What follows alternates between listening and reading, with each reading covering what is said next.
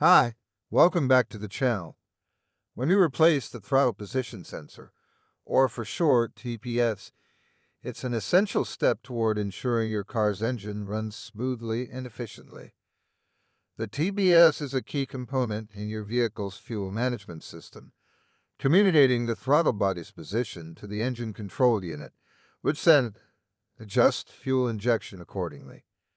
However, simply installing a new TPS isn't the end of the process. To ensure that your vehicle runs optimally, there are several steps you should follow after replacing the throttle position sensor.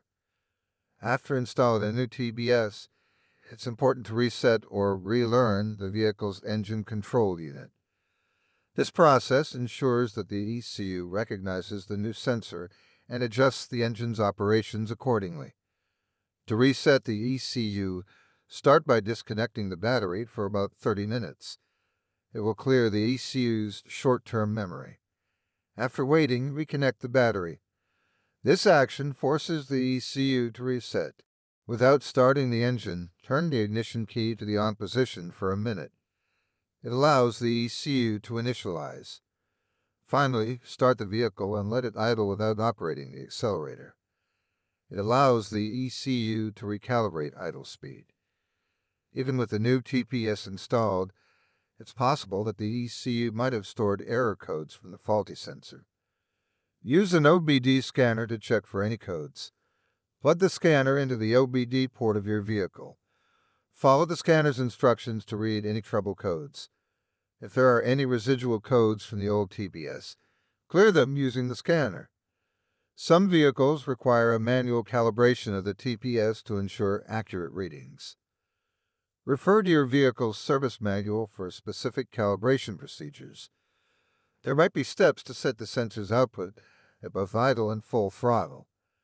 This involves using a voltmeter to ensure the TPS outputs the correct voltage at idle and full throttle positions according to manufacturer specifications.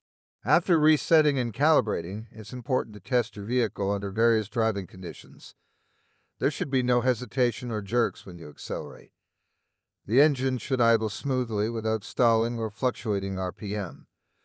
In some cases, the wrongly installed or calibrated TPS can cause decreased fuel efficiency.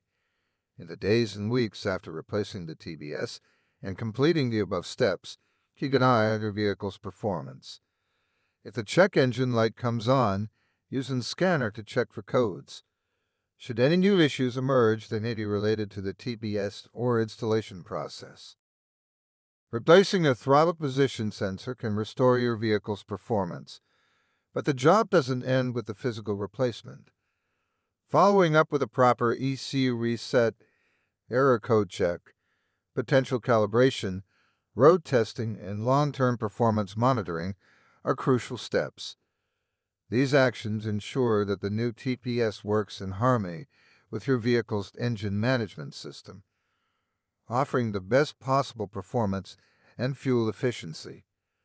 Always consult your vehicle's service manual for specific procedures related to your model to ensure the correct installation and calibration processes are followed. Hope that helped.